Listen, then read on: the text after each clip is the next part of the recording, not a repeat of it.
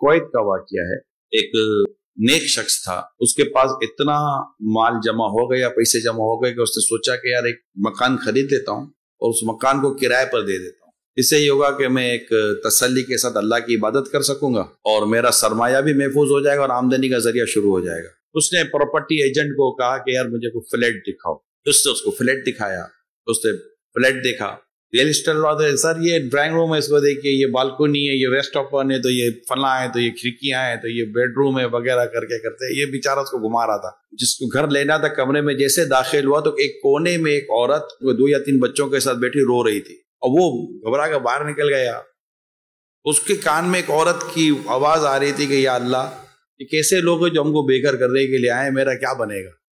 اس نے جب اس عورت کی آواز سنی تو باہر نکل کے ایجنٹ کو کہنے لگا بھائی ایک بات بتا. بولا سر یہ بتا فلیٹ کیسا لگا. بولا فلیٹ تو ٹھیک, یہ بتا یہ کہانی کیا ہے, یہ عورت کون ہے, بچے کون ہے. کہ ابھی یہ اصل میں ہوا یہ ہے کہ حضور اس کے شوہر کا انتقال ہو گیا ہے اور یہ فلیٹ اس کے شوہر کا ہے. اس کے شوہر کی ایک اور بیوی تھی جس کا اس نے ڈکلیئر نہیں کیا تھا. اب اس کے انتقال کے بعد وہ بیوی بھی آ گئی, اس کے بھی بچہ ہے. اب اس نے کہا ہے کہ اس میں میرا بھی حق ہے وراثت میں, تو مجھے میرا حق دو. تو اب یہ فلیٹ بکنے کے لیے آیا ہے, تو اب یہ فلیٹ بیچیں گے تو ان کو ان کا حق ملے گا اور آپ کو آپ کا فلیٹ مل جائے گا.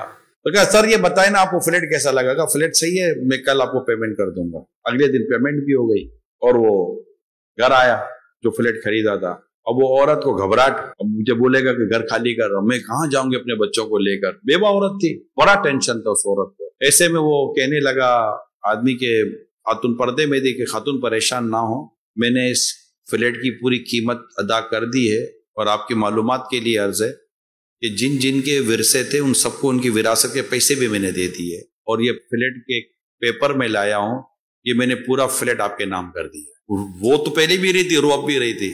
پہلے غم سے رو رہی تھی, اب خوشی سے رو رہی تھی. اس کے اندر ایک عجیب سی فرحت اور اس کے اندر سے خوبصورت دعاؤں کا سلسلہ شروع ہو گیا اور وہ اس فلیٹ خریدنے والے کو خوب دعائیں دینے لگی. میں جب یہ واقعے کو پڑھ رہا تھا تو اس کے آخر میں لکھا تھا کہ اس عورت کی دعا اور اس شخص کی نیکی, تقوی اور حسن نیت کی برکت سے اللہ پاک نے اسے اتنا مال دیا, اس شخص کو اتنا مال دیا کہ وہ تو مالدار بنا, اس کی اولاد بھی مالدار بنی اور اس کی اولاد بھی اس مال سے اللہ کی راہ میں خرچ کرنے لگی اور بھلائی کے کام کرنے لگی. دولت مند گھرانہ مشہور ہو گیا ایک اچھی نیت, اچھے عمل سے.